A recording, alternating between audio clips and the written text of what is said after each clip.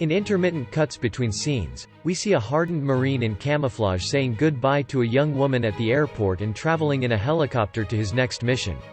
In the next scene, Mike, Armie Hammer, the Marine and his spotter Tommy, Tom Cullen, are set up on a cliff overlooking a desert. Tommy lightheartedly chats away as Mike stays fully alert and serious when they see multiple people on foot on one side and multiple armed vehicles on the other approaching. The descriptions provided for the target do not fully match what they are seeing, which causes Mike to hesitate.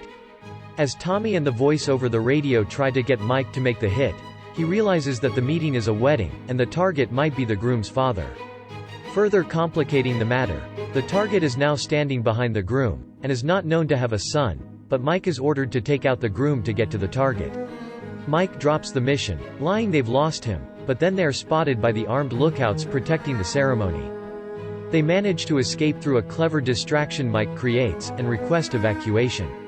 They are told they need to cross the desert in front of them to get to a village where they can be picked up. It is going to take them 4 hours against armed hostiles and the elements, so they get going. We find that Tommy has a wife and a son back home, and Mike has Jenny, Annabelle Wallace, his girlfriend. It is further revealed that Mike is a man of few words, and Tommy is a chatterbox. Tommy is aware that something is eating Mike on the inside, but Mike doesn't talk about it. The problem seems to be that Mike is having difficulty taking the big step of proposing to his girlfriend, which Tommy teases him about. After they wait out a sandstorm in the middle of the desert, a warning sign comes whirling out of the wind and lands right in front of Mike's feet. While Mike takes it seriously, reciting how many mines are buried in these lands, Tommy assures him it's just a Berber trick to keep enemies away and that it just means they're close to their destination. He starts walking on uninhibitedly, chatting away about how thirsty he is and making jokes. Mike gives him some of his water, for which Tommy is very grateful.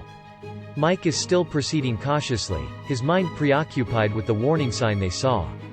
Tommy, rejuvenated with the water he's just drunk, is walking backwards carelessly a few yards in front of him, goofing on about how Mike is an overthinker. When he stops walking for a second trying to remember something, a click is heard. But before Mike can warn Tommy, he resumes moving and the mine he'd stepped on explodes. As he goes temporarily deaf, Mike takes a step towards Tommy, and hears another click where his foot just landed. He freezes in shock. The sand from the blast starts to clear out and a ringing sound sets in their ears. We see that Tommy has survived the explosion, but lost both his legs below the knees.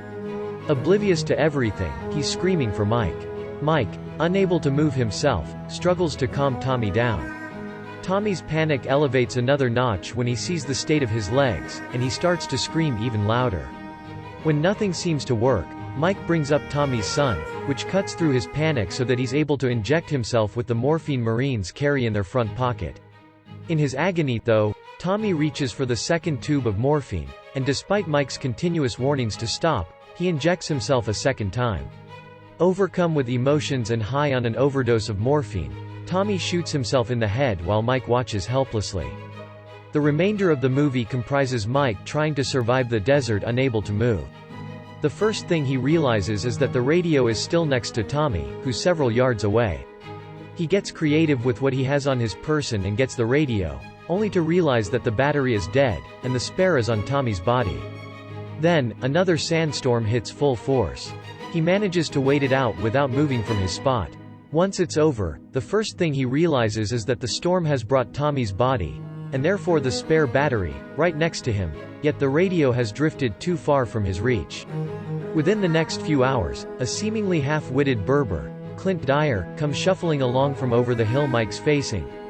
Completely ignoring the lethal danger Mike is in, he makes fun of him for not moving on and goes on his way, without even giving him water, let alone his radio. Later, though, a little girl, Ines Piñar-Mill, shows up carrying Mike's flask, which the Berber had taken. She hands it to Mike, and to his relief, it's full with water. Although the girl never speaks, using her toy soldiers, she seemingly tells Mike that he has to step off the mine and move on. In his desperation to get to the radio, Mike gets too loud and excited, scaring the girl away. Later, the Berber comes back and frustrates him some more. He keeps going on about how Mike should move on, unaffected by his pleas for him to get him the radio. At last, though, he does bring it over, warning Mike that he won't be able to hear any music where he is. At last, Mike is able to contact his commanding officer. He is told that the closest time they can pick him up through land is in 52 hours. The major tells him he should try digging a ditch and jumping in it, which would only result in a non-life-threatening limb loss. Mike decides to tough it out and wait for rescue, setting a countdown on his watch. As he has nothing else to do but wait, he gets flashbacks from his past, of events and people that have haunted him all his life. We find that he suffered a lot in the hands of his father, Jeff Bell, as a child, both physically and mentally, and was a constant witness to domestic violence in his own home. He thinks himself a coward for becoming a Marine and leaving his mom, Juliet Aubrey, in the hands of an abusive husband only to return when she was terminally ill. He also doesn't think himself worthy of Jenny, which seems to be the reason behind his hesitation to propose. As he gets more and more tired, sleep-deprived, and beaten down by the elements, he starts hallucinating. Reality blends into his hallucinations, and he physically throws punches, shouts, talks, yells in the middle of the desert. He survives 2 nights warding off attacks from feral dogs. After the first night, the Berber stops by, following a zigzag pattern like before to avoid the mines, and tells Mike he's lucky for surviving as long as he has. Mike's out of patience with him, but the Berber seems to get less half-witted as he questions Mike's life choices, constantly pushing him to stop being scared and move on. He reveals to Mike that he once stepped on a mine himself, and lost one of his legs. He shows him his wooden leg. He says he vainly thought his life was over when it happened, as no woman in her right mind would look at a one-legged man twice, except he met his wife on that very hospital stay from losing his leg. He's been blessed with a happy marriage and beautiful children since then, and none of it would have happened had he remained fixed on the mine like Mike is now. On the second night fighting off the dogs, Mike sustains bite wounds.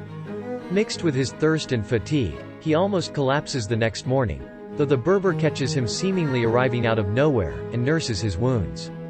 Once again fed up with the Berber's infinite optimism, Mike accuses him of not really caring for what happens to him because if he did, he'd bring help as he clearly knows how to avoid the mines. He says he bets the Berber's daughter brought Mike the water that first day without the Berber knowing. The Berber pauses for a moment. We learn that he doesn't actually know where the mines are, he's just taking his chances going in zigzags, and that it was him, the Berber himself, that brought Mike the water. He tells Mike that he no longer has a daughter.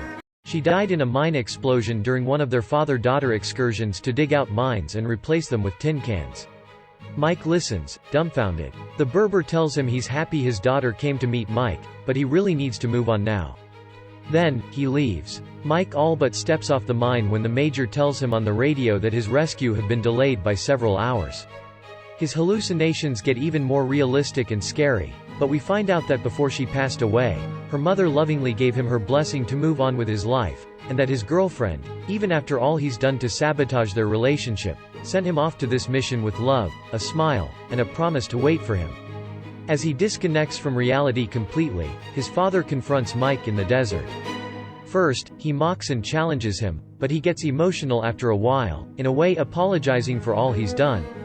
Mike is about to shoot him, but he doesn't, and they hug each other in tears. At that moment he hears on the radio that the rescue team is passing by his whereabouts right now, and they need him to make his exact location known as they can't stop to look for him. Simultaneously, Mike starts to get shot at by 2 people over the hill, and sees that the one thing he can use to signal his location, the flare, is out of his reach. Right when he's about to give in, Tommy appears next to him alive and well, going over the facts with him and telling him what he needs to do. Mike, with the last reserve of strength he has left, shoots and eliminates the hostiles and starts digging a ditch to jump in as quickly as he can. His resolve to now propose to his girlfriend gives him the courage he needs, and he jumps. Nothing happens, there's no explosion. He finds that the mine he'd stepped on was in fact a tin can, probably placed there by the Berber's daughter when she was alive. Relieved and happy to be alive despite the non-lethal gunshot wounds he sustained in the standoff with the 2 hostiles, he shoots the flare and is rescued. Back home at the airport, Jenny is waiting for him with happy tears in her eyes. Even before hugging her, he drops to one knee in front of her,